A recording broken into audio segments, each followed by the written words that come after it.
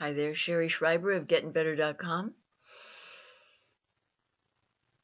This is going to be an interesting video, I think, because I'm not quite sure how I'm going to get my feet wet here today. Not that that's become all that unusual for me lately. I had a conversation earlier today with someone who brought my attention to, because he's in the techie world. That's not a world I'm acquainted with or familiar with or anywhere close to being proficient in. But he was speaking to me about this issue of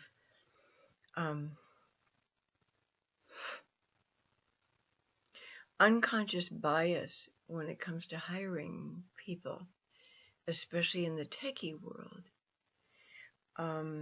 And the trend that seems to be emerging right now to eliminate unconscious bias.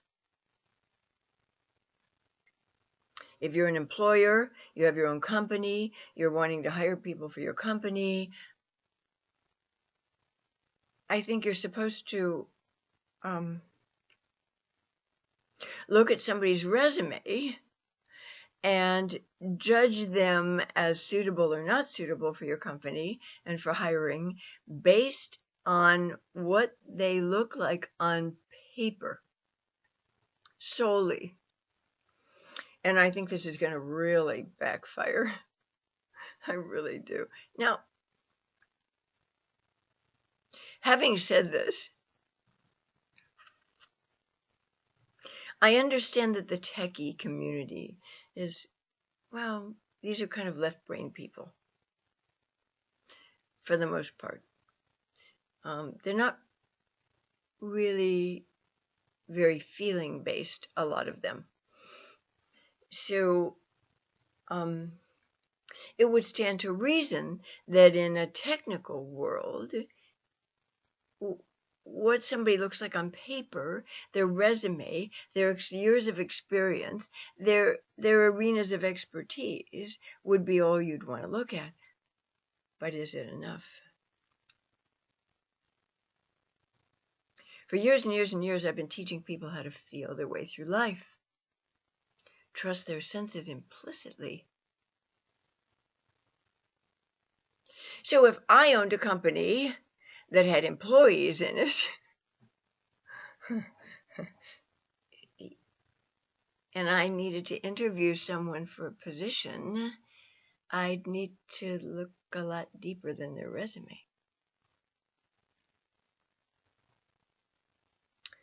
Because I trust my feelings implicitly, and I trust my senses implicitly, and I don't want to hire somebody who just looks good on paper. I mean, you can meet a guy or a gal who looks basically great on paper. You know, they're gorgeous, they're handsome, they're charismatic, they're charming, they're bright, they have a good sense of humor. But if you get a little woodsy feeling inside of your body somewhere, just a little, wait a minute, there's something a little off here, and you don't pay attention to that feeling in your body, that sense that you have with this person. Maybe it's just a sense of, this is feeling a little too good to be true. Can I trust it? Okay? Pay attention, because that's your higher self intervening to save you some heartache. Well, it's the same with the hiring process. I want that person sitting across from me not just to be charming and charismatic, but I, as an employer, would want somebody that I sensed was real, genuine, a team player, perhaps, and very trustworthy. I would want to get a sense of their character. And that's not something that's going to come through on a resume. It never will. Now I'm going to do the legwork, and I'm going to call former employers, and I might look up character references. But I'm going to be feeling my way through that interview with that person to see if they can be a good fit for my company and the role that I'm hiring them for, or for which I'm hiring them. You'd never guess I used to be an English major. And that's the way it would have to be. There's no fucking way I'm going to hire somebody sight unseen. There's no way it can happen. There's no way I'm going to marry somebody until I've really gotten to know them really well for a considerable length of time, because I want to know damn well what I'm getting into. So we have become a world that's hyper-vigilant, overly vigilant about political correctness. And I think it's really going to come back to bite us on the fanny. In this instance, this unbiased hiring, or this unconscious bias that seems to be emerging as a trend in certain industries. I think this could eventually signal the end of industry. Because if you're not getting a really solid sense for somebody and what they're made of and who they are as a person beyond their skills and capabilities, can you really trust them? Do you trust your own senses and feelings enough to discern these things? Do you listen to your instincts when they're jumping up and down inside of you and trying to get your attention and alerting you to danger ahead? Or do you just sweep them under the rug and say, wow, this person seems really qualified. I think I'll hire him for my company. And then 6 months later, you're going, who do I have to fuck to get off this movie? Because you know that this person isn't a good fit.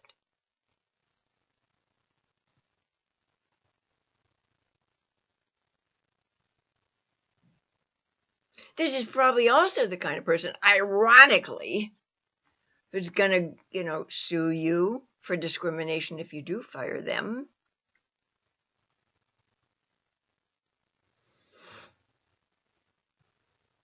And they're certainly entitled to go and collect unemployment insurance.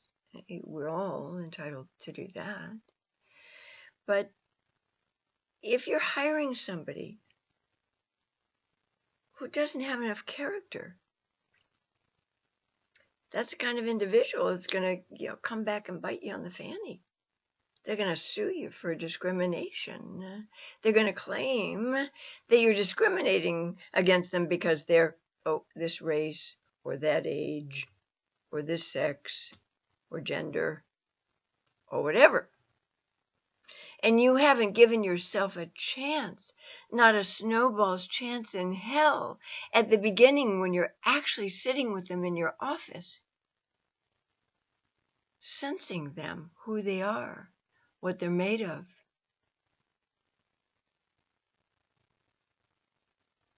Whether they're the kind of person that really cares about their performance.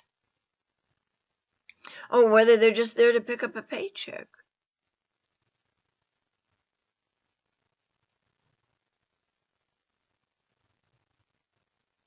So when I heard about this trend today from this individual, I thought, holy cow, this could really present a lot of train wrecks up ahead. This political correctness, this fear of being accused of bias. We're all biased. Every single one of us. To some extent. We all are. We're all just trying to survive and get by and protect ourselves and keep ourselves safe as best we can. And a lot of times that means, do I hire this person over here that has all these magnificent qualifications on paper, Or do I go with this guy over here that I feel more trusting of, that I feel is a really sincere, good person who's going to work their ass off for me and who I'm going to want to give a Christmas bonus to? So I tweeted today about wanting to post this video, and maybe I'll post another one real soon, maybe today even, about how to interview for a job. So all you employers out there, all you people that have companies of your own, and you're hiring people to work for you, it's the character of the person you want to be able to assess and discern. You want them to have the skill level that you need to carry that job off well and perform that role for you magnificently or well enough, but you want to assess their character. That's the most important thing when you're hiring. Can I trust this person? If you have a restaurant, I used to work in the restaurant business for 5 years. When you own a restaurant, half your restaurant's walking out the back door. If you have kitchen help, cooks and chefs and things that you can't trust, and sous chefs, they're taking home your plates, your dishes, your flatware, your meat, your fish. You're paying for it, but it's walking out the back door. With your customers, the other half of your business is walking out the front door. They're sticking forks and knives, steak knives in their purse or pocket. That you can't control too much, but you can control the people you hire in your kitchen. And you better control it.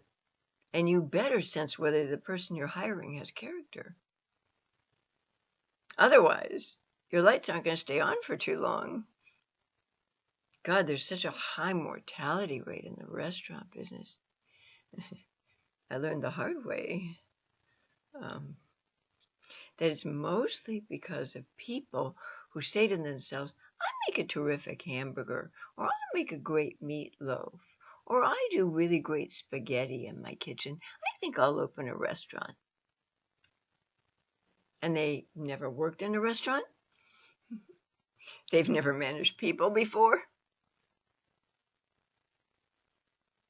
They're not good with people. They're not good with schmoozing with customers and making sure that the customer feels they're always right. Hiring relatives to work for you or friends is a kiss of death. In that business and probably all others, kiss of death. You can't be a boss and a friend or a relative to somebody at the same time. You can't be. Stupid. Don't ever do that.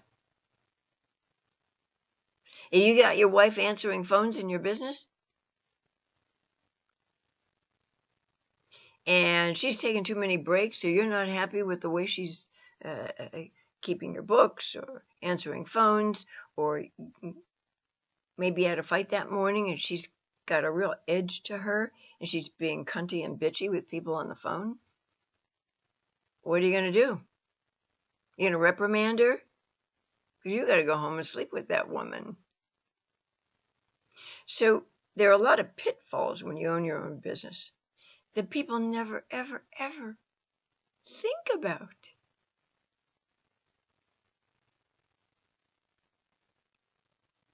But in terms of hiring, you better be damn sensitive and tuned in and connected to your feelings and your senses before you put somebody on your payroll.